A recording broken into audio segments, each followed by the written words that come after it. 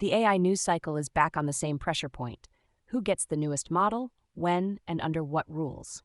OpenAI is now staggering access to GPT 5.6 after the Trump administration raised national security concerns, while Anthropic has won a limited green light for its own restricted model rollout. Underneath both stories is the same shift. Frontier AI releases are looking less like product launches and more like controlled deployments. This is TSL, Byte Sized, your daily AI news brief for Sunday, June 28, 2026. Let's get into it. The biggest story today is OpenAI's GPT 5.6 rollout, which is being held back and split into stages after the Trump administration cited national security concerns, according to TechSpot and Engadget. TechSpot reported that the flagship model in the GPT 5.6 lineup, Sol, includes a stronger safety stack with guardrails aimed at higher-risk activity, sensitive cyber requests, and repeated misuse, but that did not stop the government from asking for a slower release. Engadget said OpenAI has only opened a limited preview for a small group of trusted partners, and that GPT 5.6 comes in 3 variants, including its most capable and its most affordable versions. The practical change here is that access is no longer just about whether the model is finished, it is about whether it has cleared a separate review path. For developers, that means launch timing may be tied to approval status, not just technical readiness. For enterprise buyers, it means the newest OpenAI model may arrive first as a controlled preview, with broader availability still uncertain.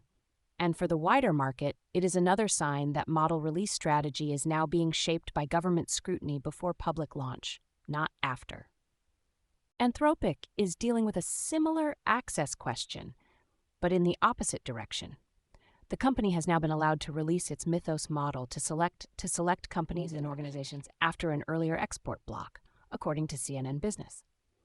CNN Business reported that the U.S. government revised license requirements after initially ordering the block earlier this month, following cybersecurity concerns around the model.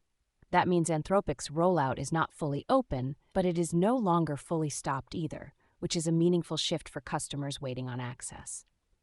The distinction matters because it shows how quickly policy can move from restriction to conditional permission when a model is considered sensitive. For teams building on Anthropic, the key issue is whether they qualify for the limited release and what compliance steps come with it.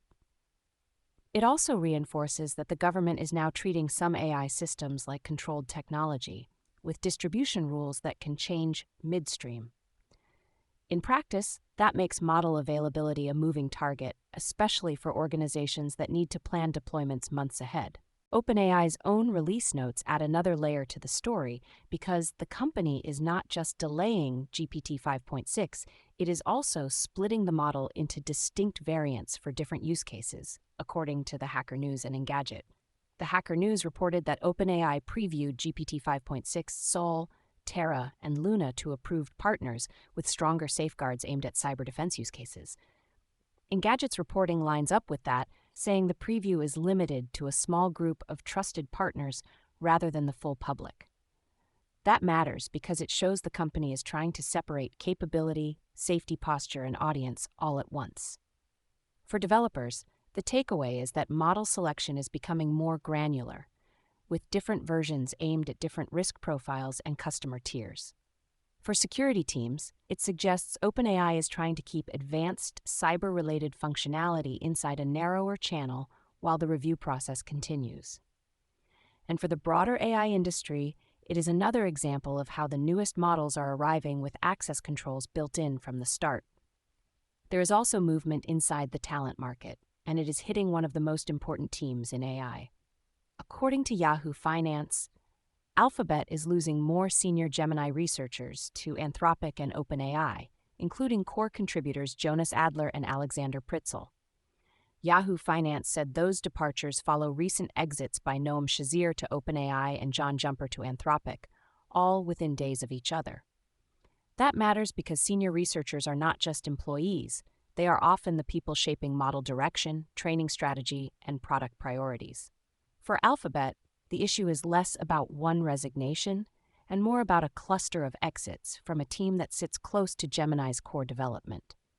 For rivals, these hires can accelerate research and deepen institutional knowledge at a time when every major lab is trying to move faster. And for the market, it is a reminder that the AI race is still heavily driven by talent movement, not just compute and capital. Google is also tightening access on the infrastructure side, according to Crypto Briefing, which reported that the company has capped Meta's Gemini usage as demand surged. The report says API requests doubled in 5 months, prompting Google to impose compute-based limits on heavy users.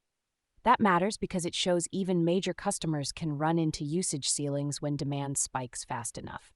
For developers, this is a reminder that API access can change when a platform starts feeling real load pressure. For large companies building on Gemini, it means planning around quotas and throughput may matter as much as model quality.